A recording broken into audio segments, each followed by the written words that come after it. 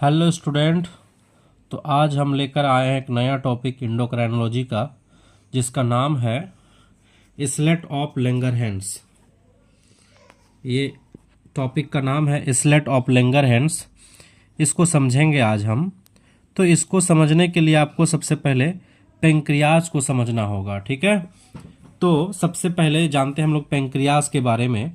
तो पेंक्रियाज को हिंदी में हम लोग अग्न्याशय ग्रंथि के नाम से जानते हैं। और पेंक्रियाज जो है ये हेटेरोक्राइन ग्लैंड है। हेटेरोक्राइन ग्लैंड। हेटेरोक्राइन ग्लैंड किसे कहते हैं? जो ग्लैंड्स एक्सोक्राइन और इंडोक्राइन दोनों ग्लैंड्स की तरफ बिहेव करे उसे हम लोग हेटेरोक्राइन ग्लैंड कहते हैं। हम ऐसा क्यों बोल रहे हैं? क्योंकि पेंक्रियाज का जो एक्सोक्राइन पार्ट होते हैं वो एंजाइम्स निकालते हैं, जिसे हम पेंक्रियाटिक एंजाइम्स कहते हैं या पेंक्रियाटिक जूस कहते हैं, जो कि डाइजेशन में हेल्प करता है। ये पेंक्रियाटिक जूस किस चीज़ में हेल्प करता है? डाइजेशन में, यानी फूड के डाइजेशन में हेल्प करता है ये एंजाइम्स, जो पेंक्रियाज के एक्सोक्राइन ग्लैंड से निकलता है। और आप जैसे ये पेंक्रियाज देख रहे हैं, तो पेंक्रियाज के जो बाहर के साइड में जो सेल है, आउटर सेल, ये सेल एक्सोक्राइन ग्लैंड्स की तरफ बिहेव कर रहा है क्योंकि ये एंजाइम्स निकालते हैं। लेकिन पेंक्रियाज के अंदर इसके सेंटर पे कुछ ग्रुप्स ऑफ सेल है, कोशिकाओं का समूह है, बहुत सारे डिफरेंट टाइप्स के कोशिका है। एक द्वीप के समान दिखाई दे रहा है। ये द्वीप का मतलब क्या होता है? जिसके चारों तरफ में पानी हो और बीच में एक लैंड एरिया हो। तो आप लैंड एरिया देख रहे हैं और चारों तरफ में पानी के जैसा एक स्ट्रक्चर है। तो ये जो बीच का जो स्ट्रक्चर, इसको आइलैंड या इसलेट बोला जाता है, इसलेट ऑफ लैंगरहैंस। तो लैंगरहैंस एक्चुअली में एक साइंटिस्ट था। लैंगरहैंस ने इस यहाँ की कोशिकाओं के बारे में सर्वप्रथम बताया, इसलिए इस जगह का नाम हो गया इसलेट ऑफ लैंगरहैंस। यानी एक प्रकार का आइलैंड है। इस पेंक्रियाज के अंदर एक आइलैंड है और इस आइलैंड के अंदर कई कोशिकाएं हैं, कई डिफरेंट टाइप्स के सेल हैं जो अलग अलग हार्मोन सिक्रेशन करता है। तो यहाँ की जो कोशिका है वो हार्मोन बनाती है, हार्मोन निकालती है, इसीलिए यहाँ के कोशिकाओं को हम इंडोक्राइन ग्लैंड्स बोल सकते हैं। तो पेंक्रियाज के बाहर एक्सोक्राइन ग्लैंड हो गया और अंदर क्या हो गया? इंडोक्राइन ग्लैंड्स, जिसके हम पूरे इस ग्रुप्स को बोलते हैं इसलेट ऑफ लैंगरहैंस। तो आज का जो हमारा टॉपिक है यही है, पेंक्रियाज के जो इंडोक्राइन ग्लैंड है, इसलेट ऑफ लैंगरहैंस, इसमें किस टाइप्स के सेल हैं और वो सेल कौन कौन से हार्मोन निकालते हैं हम लोग देखते हैं। चलिए, तो सबसे पहले हम लोग इसलेट ऑफ लैंगरहैंस के बारे में बात करेंगे। तो पेंक्रियाज के एंडोक्राइन ग्लैंड्स को इसलेट ऑफ लैंगरहैंस कहा जाता है। जैसा आपको हम बताए हैं कि ये जो पेंक्रियाज है, तो ये पेंक्रियाज किससे जुड़े होते हैं? पहले ये जान लीजिए कि ये जो पेंक्रियाज है ना, पेंक्रियाज जुड़े होते हैं ड्यूडेनम से। ड्यूडेनम क्या है? ड्यूडेनम स्मॉल इंटेस्टाइन का फर्स्ट पार्ट है। जिस स्मॉल इंटेस्टाइन का 3 पार्ट होता है, आप लोग जानते ही होंगे, ड्यूडेनम, जेजेनम और इलियम। तो ड्यूडेनम यानी कि स्मॉल इंटेस्टाइन का जो पहला पार्ट है उसी से जुड़ा होता है हमारा पेंक्रियाज। और ये पेंक्रियाज देखिए यहाँ पर ओपन हो रहा है पेंक्रियाज का। और पेंक्रियाज के अंदर ये वाला जो पार्ट है जिसे हम लोग क्या कहते हैं? इसलेट ऑफ लैंगरहैंस, जो एंडोक्राइन ग्लैंड्स की तरह बिहेव करता है। और जो बाहर आप देख रहे हैं ये पेंक्रियाज का एक्सोक्राइन पार्ट है, जो कि एंजाइम्स बनाते हैं। और ये एंजाइम सारे निकल कर जो है इस ड्यूडेनम में आता है, ताकि ड्यूडेनम में जो भी फूड पार्टिकल्स पहले से मौजूद है उसके डाइजेशन में हेल्प करता है। तो यहाँ के जो सेल्स हैं, इससे जो हार्मोन्स निकलते हैं वो कौन से हार्मोन्स निकलते हैं और वो क्या फंक्शन करते हैं, आइए आपको बताते हैं।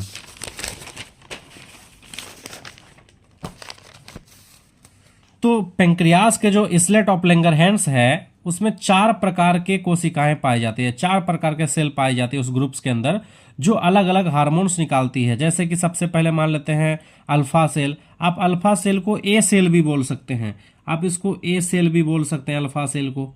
तो ए सेल होता है या अल्फा सेल होता है जो ग्लूकागोन हार्मोन सिक्रेशन करता है। दूसरा होता है बीटा सेल। बीटा सेल को आप बी सेल भी बोल सकते हैं, बी सेल से जो है इंसुलिन हार्मोन सिक्रेशन होता है।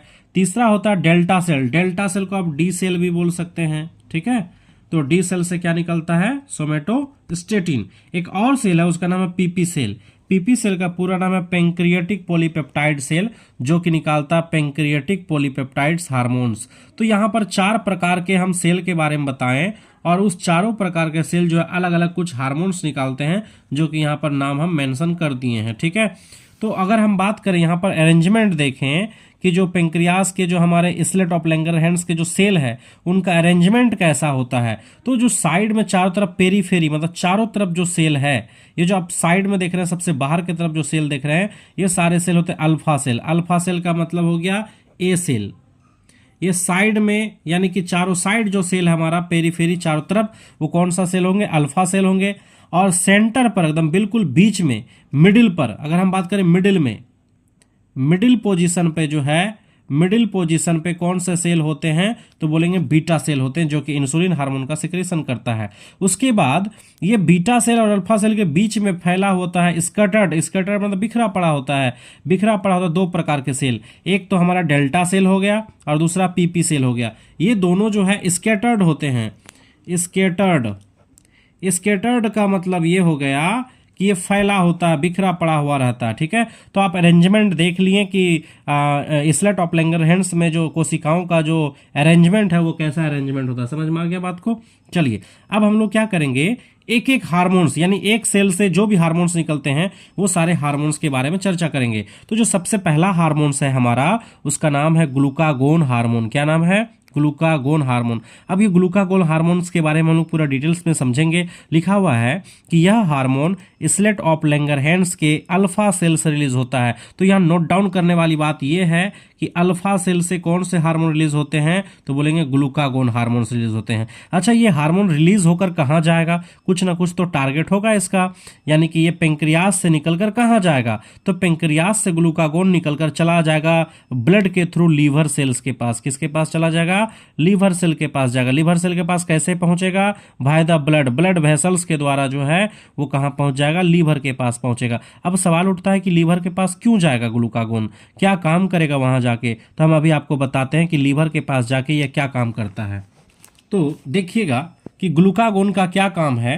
ग्लूकागोन का काम है कि वो लीवर के पास जाता है और लीवर में जो मौजूद है हमारे, पहले इस फिगर को समझते हैं, पहले यहां पर समझा देते हैं। ठीक है, मान लीजिए ये ग्लूकागोन है, ये हार्मोन्स है, ये ग्लूकागोन हार्मोन्स है।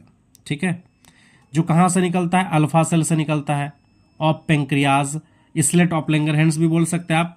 पेंक्रियाज के जो इसलेट ऑफ लैंगरहैंस जहां पर अल्फा सेल है, ये अल्फा सेल क्या निकाल दिया, ग्लूकागोन। अब ये ग्लूकागोन ब्लड के थ्रू कहां पहुंच गया, लीवर सेल्स के अंदर। कहां पहुंच गया, लीवर सेल्स के अंदर। तो जैसा कि आपको बताएं अभी हम कि ये जो ग्लूकागोन है ये अल्फा सेल से रिलीज होता है और अल्फा सेल से रिलीज होकर ब्लड के थ्रू ये ग्लूकागोन कहां पहुंचता है, लीवर सेल में पहुंचता है। ठीक है, अब लीवर सेल में क्या होते हैं, पहले से मौजूद होते हैं ग्लाइकोजन। क्या मौजूद होते हैं, ग्लाइकोजन। लीवर के अंदर पहले से क्या मौजूद है, ग्लाइकोजन मौजूद है। जैसा कि मान लीजिए ये ग्लाइकोजन का फॉर्म है। ग्लाइकोजन में क्या होता है, बहुत सारे ग्लूकोज चेन के फॉर्म में होते हैं। बहुत सारे ग्लूकोज जो है वो किस फॉर्म में है, चेन के फॉर्म में है और ये ग्लाइकोजन कहलाता है। ग्लाइकोजन अभी कहाँ जमा है, लीवर के अंदर।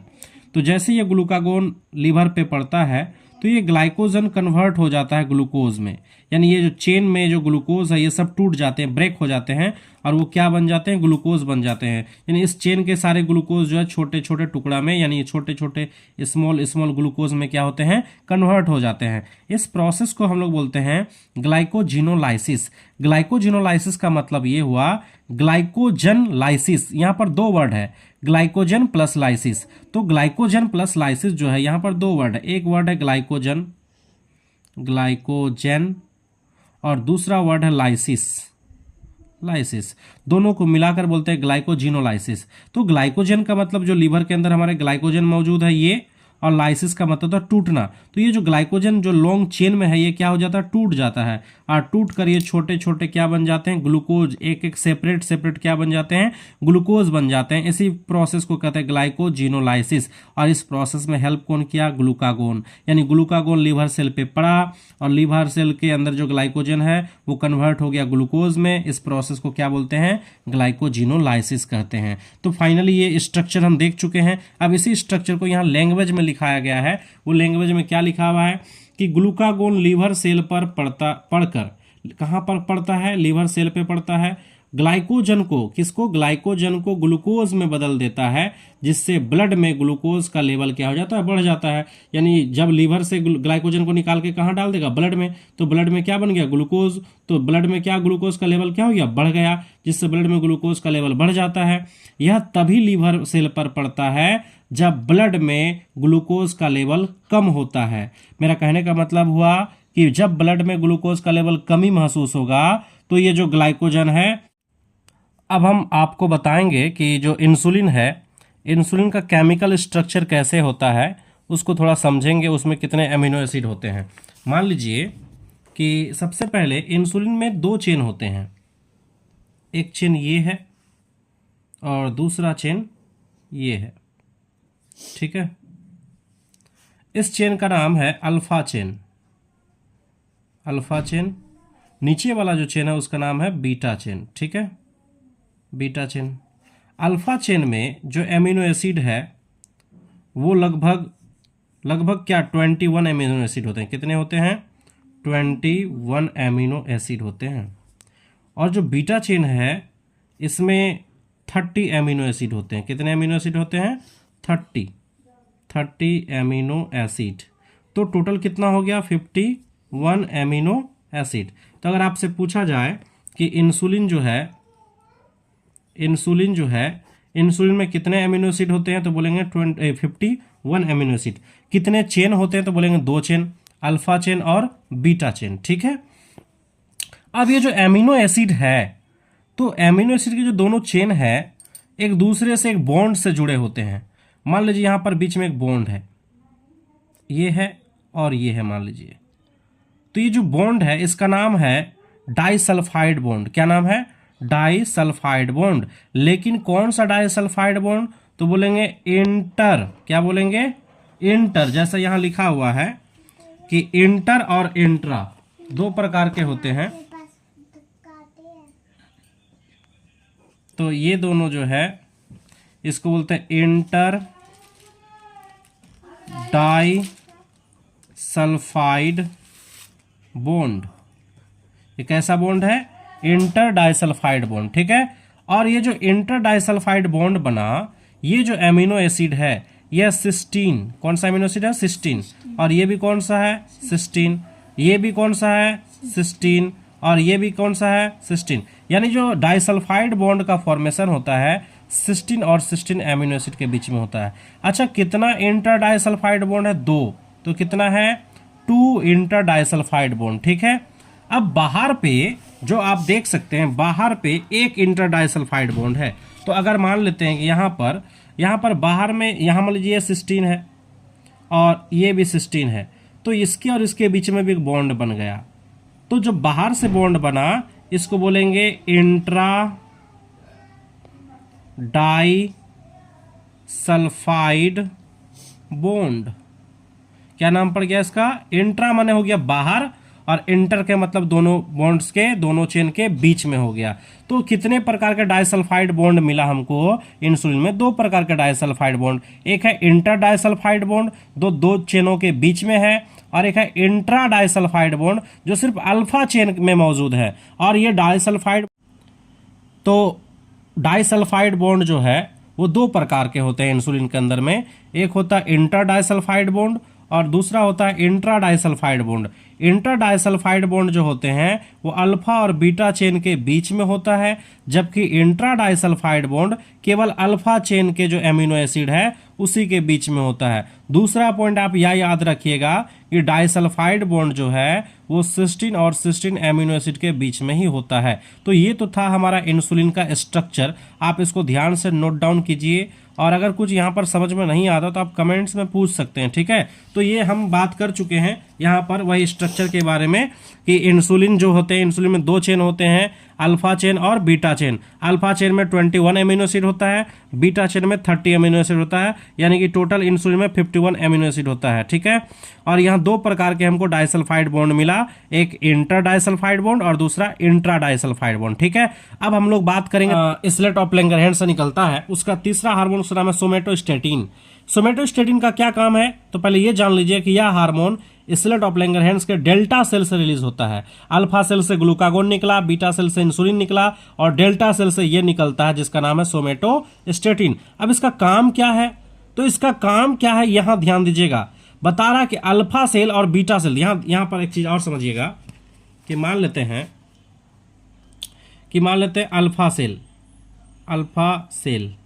अल्फा सेल से क्या निकला? ग्लूकागोन निकला। बीटा सेल से क्या निकला? इंसुलिन निकला।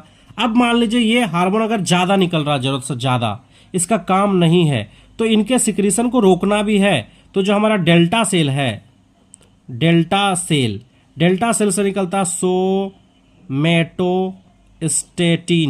सोमेटोस्टेटिन काम ये दोनों को रोकना, इसके सिक्रीशन को इनहिबिट करना। इनहिबिट का मतलब होता है रोकना। क्या रोकना? इसके सिक्रीशन को। अगर मान लीजिए बॉडी में ग्लूकागोन का जरूरत नहीं है तो इसको निकलने से रोकेगा। इंसुलिन में भी इंसुलिन का सिक्रीशन का कोई आवश्यकता नहीं है तो इनके सिक्रीशन को रोकेगा। तो यानी ये दोनों के जो सिक्रीशन है, ये दोनों के जो स्रवन है, ये दोनों को बाहर निकलने से रोकता कौन है? तो सोमेटोस्टेटिन रोकता है। समझ गए बात को? तो ये इनहिबिट करता है। किसको इनहिबिट करता है? Inhibit secretion. किसके सिक्रीशन को इनहिबिट कर रहा है? ग्लूकागोन, इंसुलिन और एक जो हमारे पीपी सेल है, पीपी सेल से जो हमारा पेंक्रियाटिक पॉलीपेप्टाइड्स निकलता है, पेंक्रियाटिक पॉलीपेप्टाइड्स, ये हार्मोन के सिक्रीशन को भी क्या करता है? रोकता है। यानी कि किसी भी हार्मोन्स को ज्यादा निकलने से जो है वो रोक कौन रहा है? सोमेटोस्टेटिन रोक रहा है। बात समझ में आया? तो वही चीज हम यहां लिखे हुए हैं कि जो सोमेटोस्टेटिन का जो फंक्शन है, इंसुलिन, ग्लूकागोन के एक्सेस सिक्रीशन होने से रोकता है। यानी ये सब हार्मोन्स जो है, ये इंसुलिन और ग्लूकागोन ज्यादा ना निकल जाए। जरूरत से ज्यादा निकलेगा तो कोई काम का नहीं है, कोई भी हार्मोन ज्यादा निकलेगा तो नुकसान है। तो ये दोनों ज्यादा ना निकले, इसको रोकने वाला जो हार्मोन है वो कौन है? सोमेटोस्टेटिन कंट्रोल करता है ये। इसके अलावा ये दोनों के अलावा पेंक्रियाटिक पॉलीपेप्टाइड्स के एक्सेस सिक्रीशन को भी रोकता है। यानी कि पेंक्रियास के जो इसलेट ऑफ लैंगरहैंस है, जिससे कि 4 हार्मोन्स निकलते हैं, उस 4 में से 3 को रोकने वाला यही है। सोमेटोस्टेटिन ग्लूकागोन को रोकता है, इंसुलिन को रोकता है और पेंक्रियाटिक पॉलीपेप्टाइड्स को रोकता है। एक्सेस सिक्रीशन को रोकेगा। अब मान लो जरूरत है तो उसको नहीं रोकेगा। अब मान लो बॉडी में निकलना इंसुलिन का जरूरी है, तो जरूरी जब होगा तो उसको क्यों रोकेगा वो, है ना? जब जरूरत नहीं है तो उसके सिक्रीशन को क्या करेगा? रोकेगा। अच्छा, सोमेटोस्टेटिन के बारे में एक और खासियत बात बताएंगे कि सोमेटोस्टेटिन पेंक्रियास के डेल्टा सेल से तो निकलता ही है, इसके अलावा सोमेटोस्टेटिन हाइपोथैलेमस से भी निकलता है। हाइपोथैलेमस जो पिट्यूटरी ग्लैंड से ऊपर होता है, वहां से भी सोमेटोस्टेटिन निकलता है। यानी हमारे बॉडी में सोमेटोस्टेटिन 2 जगह से निकलता है, एक पेंक्रियास के अंदर से निकलता है और दूसरा हाइपोथैलेमस से निकलता है। दोनों का अलग अलग काम है। पेंक्रियास से जो निकला ये क्या काम किया? इंसुलिन, ग्लूकागोन और पेंक्रियाटिक पॉलीपेप्टाइड्स को कंट्रोल किया, रोका इसके सिक्रीशन को। और हाइपोथैलेमस से जो सोमेटोस्टेटिन निकलता है, इसका काम है कि ग्रोथ हार्मोन को रोकना। किसको रोकना? ग्रोथ हार्मोन को रोकना। आपके बॉडी में जरूरत से ज्यादा ग्रोथ हार्मोन ना निकल जाए, उसको रोकने का काम है। इसलिए इसको बोलते हैं ग्रोथ इनहिबिटर हार्मोन। यानी ग्रोथ हार्मोन्स को रोकने वाला हार्मोन है ये सोमेटोस्टेटिन। और ये कहां से निकलेगा? हाइपोथैलेमस से अगर निकलता है तो ये किसको रोकेगा? ग्रोथ हार्मोन को रोकेगा। इसलिए नाम पड़ गया ग्रोथ इनहिबिटर हार्मोन्स। ठीक है, तो आई होप आप समझ रहे होंगे दोनों हार्मोन्स में अंतर। दोनों का नाम सोमेटोस्टेटिन है। पेंक्रियास से जो निकलेगा वो उसका अलग काम है और हाइपोथैलेमस से जो निकलेगा उसका अलग काम है। ठीक है, अब लास्ट हमारा चौथा जो हार्मोन्स बचा हुआ है, इसका नाम है pancreatic polypeptides hormone. Pancreatic polypeptides hormone जो होते हैं, ये इसलेट ऑफ लैंगरहैंस के पीपी सेल से रिलीज होता है। इसका क्या काम है? इसका काम है कि पेंक्रियास के जो एक्सोक्राइन ग्लैंड होते हैं, जिससे कि पेंक्रियाटिक जूस निकलते हैं, उस एक्सोक्राइन ग्लैंड्स को कंट्रोल करता है, एक्सोक्राइन ग्लैंड्स को रोकता है। अब मान लीजिए हमारे पेट में भोजन नहीं है, अब हमारे पेट में मान लीजिए कोई भोजन नहीं है, तो भोजन नहीं है तो डाइजेस्टिव एंजाइम की कोई आवश्यकता नहीं है। तो डाइजेस्टिव एंजाइम बिना भोजन के ना निकले, इसके लिए कौन रोकता है? पीपी सेल है ना? तो जो हमारे एक्सोक्राइन्स जो पेंक्रियाटिक जूस होते हैं, पेंक्रियाटिक जूस का मतलब जो पाचक एंजाइम्स होते हैं जो पेंक्रियास से निकलते हैं, वो बेवजह ना निकले, इसके लिए उसको भी कंट्रोल कौन कर रहा है? हमारा ये पेंक्रियाटिक पॉलीपेप्टाइड्स हार्मोन उसको कंट्रोल करता है। समझ गए बात को? तो चलिए अब हम बात करेंगे डिसऑर्डर। अब हम बात करेंगे, लास्ट टॉपिक है हमारा कि डिसऑर्डर ऑफ इसलेट ऑफ लैंगरहैंस, यानी इसलेट ऑफ लैंगरहैंस से जुड़ा हुआ कुछ बीमारियों के बारे में समझेंगे। तो सबसे पहला हमारी बीमारी है diabetes mellitus.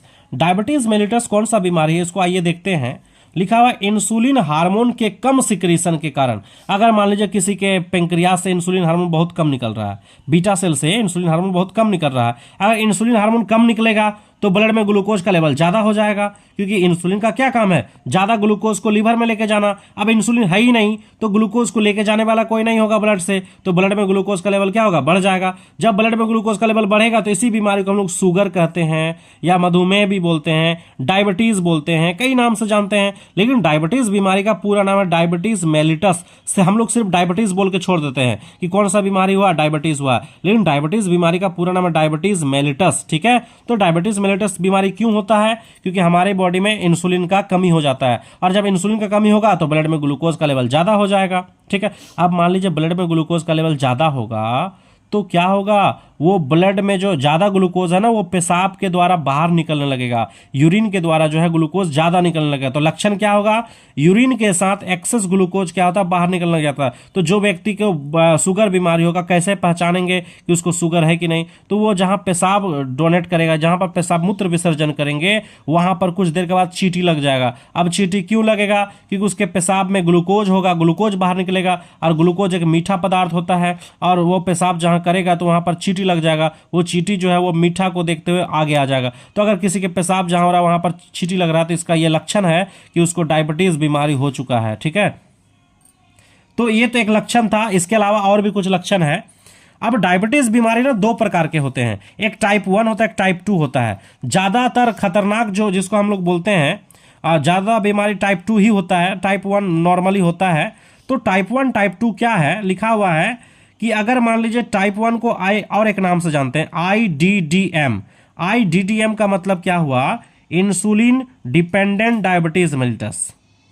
Failure of beta cell, मान लीजिए कि जो बीटा सेल है वो नष्ट हो जाते हैं। अगर मान लीजिए बीटा सेल ही नष्ट हो जाए पेंक्रियास के अंदर का, तो बीटा सेल जब नष्ट होगा तो इंसुलिन ही नहीं बनेगा, और जब इंसुलिन नहीं बनेगा तो ब्लड में ग्लूकोज का लेवल हाई हो जाएगा, और ब्लड में ग्लूकोज का लेवल हाई होगा तो शुगर बीमारी हो जाएगा, डायबिटीज बीमारी हो जाएगा।